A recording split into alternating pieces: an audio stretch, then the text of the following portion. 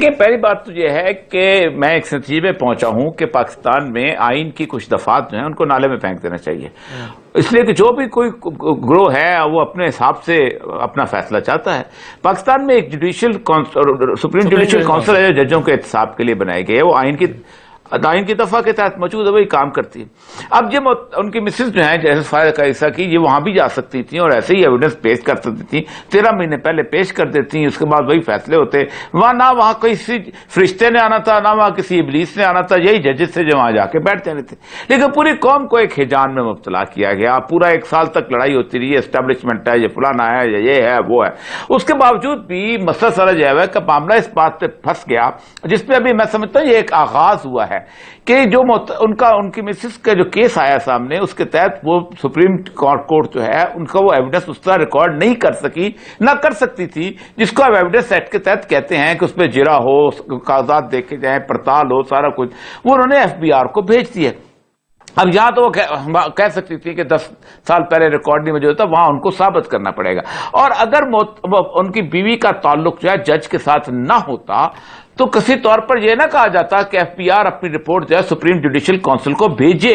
और फिर उसके बाद आगे ये लिखा हुआ है, मैं पढ़ दूं तो the Supreme Judicial Council thereon shall be deemed for purpose of the Article 2009 of the Constitution to be in exercise of the suo motu jurisdiction। वो उसको suo motu, अगर मामला हुए होता है कि वो अपनी ट्रेल साबित नहीं कर सकती तो वो suo motu उसको रेफरेंस में कन्वर्ट कर सकती है। और जब वो suo motu कन्वर्ट कर देगी तो फिर तो सदर भी गायब हो गया, बाकी लोग भी गायब हो गए, बदनीतियां भी खत्म हो गई, सब कुछ खत्म हो गया। तो एक बात तो ये है कि आपने एक ऐसा रास्ता अख्तियार कर लिया है जो रास्ता ठीक नहीं था।